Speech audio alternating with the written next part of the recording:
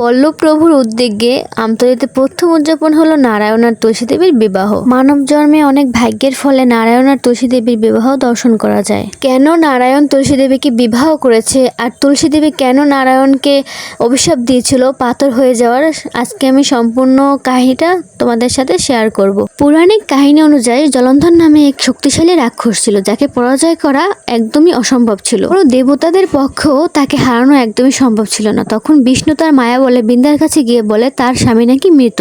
তখন বৃন্দা অনেক কান্না করে, আকুতি মিনতি করে তার স্বামীকে ফিরে পাওয়ার জন্য। তুলসী তার স্বামীকে ফিরে পাওয়ার জন্য নারায়ণের কাছে অনেক অনুরোধ করে। তারপর নারায়ণ এক নকল জলসঙ্গের সৃষ্টি করে এবং নিজেই সেই নকল জলসঙ্গের ভিতর ঢুকে যায় এবং তারই সাথে সংভোগ করেন। এটা যখন বৃন্দা জানতে পেরেছে তখন নারায়ণকে কালো শালগ্রাম পাথর হওয়ার অভিশাপ দেয়। আর নারায়ণ কালো শালগ্রাম পাথর হওয়ার পর থেকে ব্রহ্মাণ্ডের ভারসাম্য নষ্ট হয়। তখন সকল দেবতারা মিলে বৃন্দার কাছে যায় ভগবানকে শাপমুক্ত করার জন্য।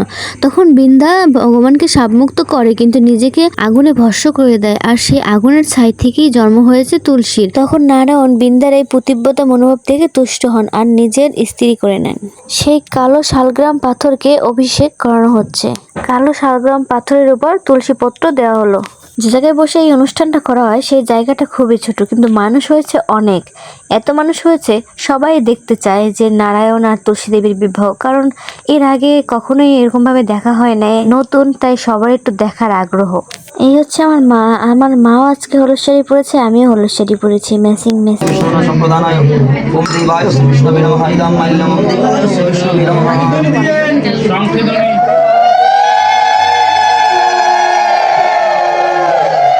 स्वाहा ओमनाय स्वाहा शमनाय स्वाहा ज्ञानाय स्वाहा नारायणाय स्वाहा विद्यानाय स्वाहा नारायणाय नारायणाय इदमास्मयं नारायणाय श्री विष्णवे नमः।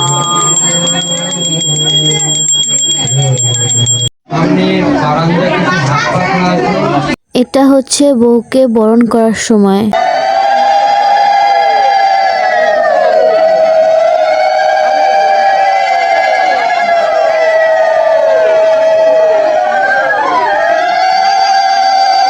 তারপরে বরপক্ষের লোক এসে সোনা কাপড় করলো বউকে।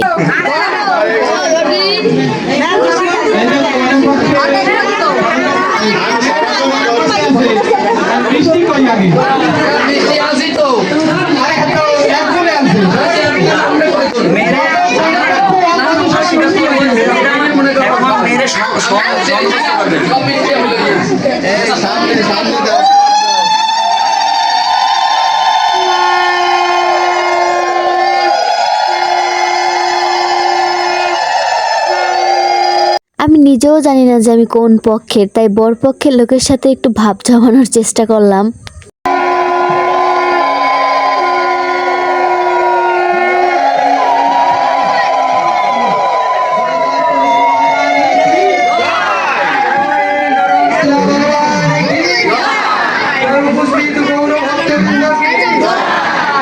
তারপরে বাবা তার মেয়েকে কন্যা দান করলো। অনেক ভাগ্যের ফলে তুলসী দেবীর বাবা হওয়া যায়। সে হয়তো কোনো জন্মে পুণ্য করেছে, এজন্য এই জন্মে এসে সে তুলসী দেবীর বাবা হওয়ার সৌভাগ্যটা লাভ করেছে। তারপরে বাবা তার মেয়ে আর জামাইয়ের গাঁটছড়া বেঁধে দিল। নারায়ণ আর তুলসী দেবীর বিবাহটা 3-4 দিন ধরে হয়, কিন্তু আমাদের এই জায়গায় 2 দিন হবে। এই জন্য আজকে সিঁদুর দান আর অন্যান্য রিচুয়ালগুলো হয়নি। আজকে এই পর্যন্তই হয়েছে। এখন তাদেরকে ভোগ দেওয়া হবে এবং সেই ভোগ আমরা দর্শন করব। ভোগ দর্শন করার মাঝখানে কিন্তু একটা অন্যরকম তৃপ্তি আছে।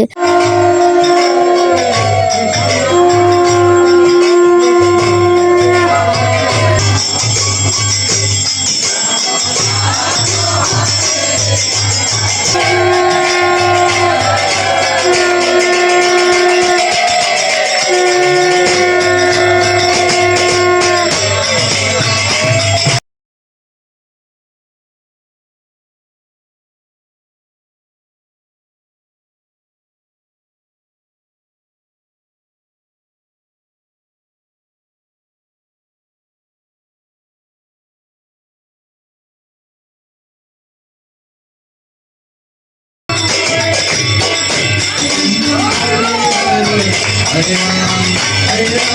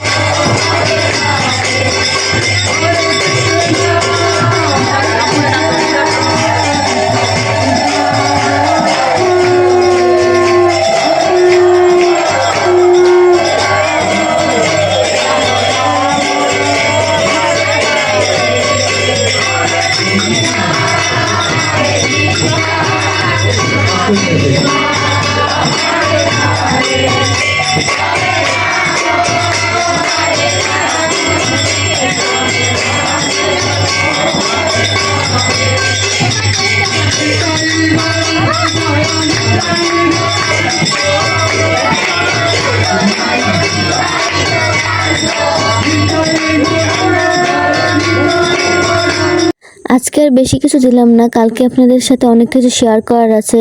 পল্লব দাদাকে অনেক অনেক ধন্যবাদ দিতে চাই, কারণ তার উদ্যোগে আমরা এত সুন্দর একটা অনুষ্ঠান অংশগ্রহণ করতে পেরেছি, উপভোগ করতে পেরেছি, জানতে পেরেছি, অনেক কিছু শিখতে পেরেছি। তাকে ধন্যবাদ দিলেও কম হয়ে যাবে। তার মতন ছেলে আসলে মানে ঘরে ঘরে থাকা উচিত। সবাইকে শুভরাত্রি।